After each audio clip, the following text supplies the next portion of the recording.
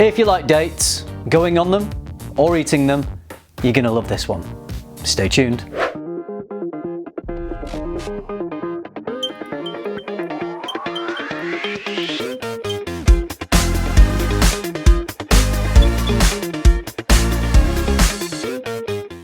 Atelier Des Ors are quite a new niche house. I think they've been around for around 5 or 6 years now. I've smelled quite a few of their fragrances and consistently I'm pretty impressed with what they have to offer. The brand owner is Jean-Philippe and all the fragrances in the collection are based or inspired by Jean-Philippe's travels and adventures. I met the Atelier Des Ors team in Milan at Essence last year. Very friendly team, great bunch of people. They've got a brand new release out which is called Rouge Sarray. They very kindly sent me a bottle. Of course, all my opinions about this one are going to be honest, as usual. The nose behind this is Marie Salamagne, very experienced nose. She's worked with Atelier Des Ors on many of their fragrances. She also did Maison Margiela's By the Fireplace, Black Opium and the flankers for Yves Saint Laurent. So Marie has composed a very beautiful fragrance with this. Let me show you the equally beautiful bottle and the notes. So as well as all these beautiful gold flakes in the juice, the notes are jasmine, cinnamon, plum, heliotrope, dates, patchouli, Peru balsam, sandalwood, gaiac wood and vanilla.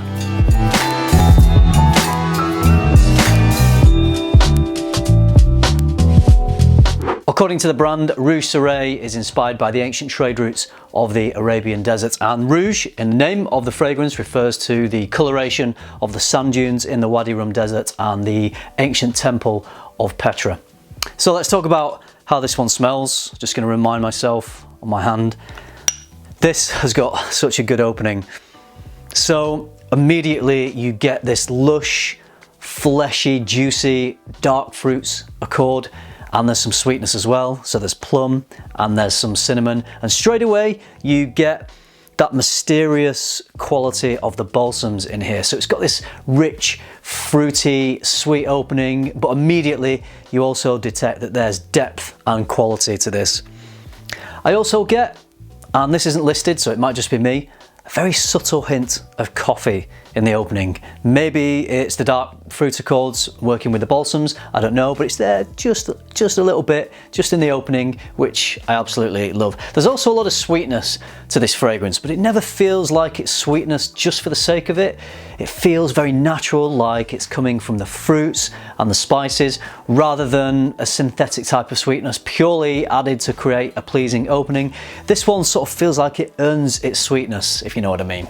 As it moves into the dry down, the juicy dark fruit accord seems to transition to become more of a dried dark fruits accord, which is lovely, and it settles nicely into the balsams, the woods and the vanilla. So the scent profile has a real weight to it, a real density, as many of the fragrances in this black collection do, but it never feels too heavy or oppressive. I also feel like I get maybe a little bit of a tobacco type accord in this. Again, it's not listed, so it might just be me, but maybe it's the sweetness combining with the resinous nature of the woods. It could be that there's vanilla in here. Vanilla is often paired with tobacco, so maybe it's just a combination of things helping to create, for me, this phantom tobacco accord. Whether it's there or not, whether it's just my associations, either way, you know I love tobacco, so I really love the accord. Further into the dry down, we get to a creamy sandalwood and the Peru balsam, which has a woody, ambery profile. We get the sweetness and the warmth of vanilla, which pairs beautifully with the smoky, resinous nature of the gaiac wood, which of course Maria utilised so effectively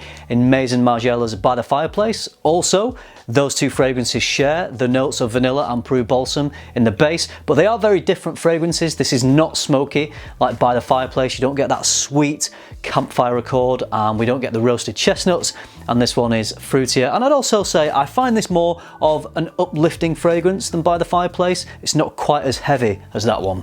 So in summary, it's a sweet, rich, fruity, woody scent. It just hits that sweet spot. It never becomes too sweet and never becomes too heavy.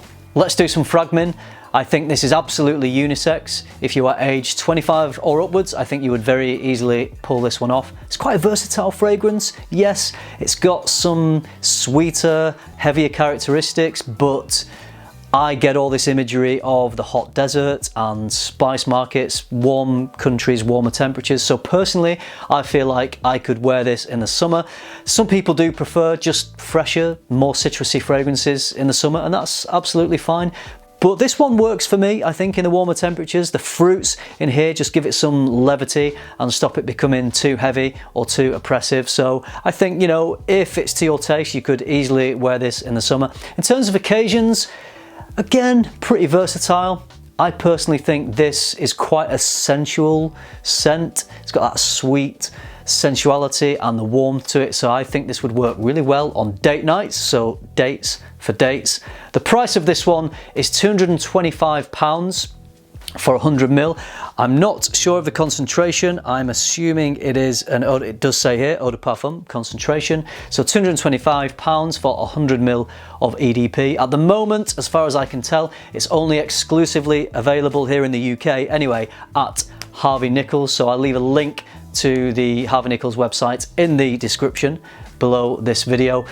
It's not a cheap fragrance, but it's not the most expensive niche fragrance. It is luxury niche. The presentation here is absolutely stunning. The quality of the scent, I think, is absolutely reflective of the price.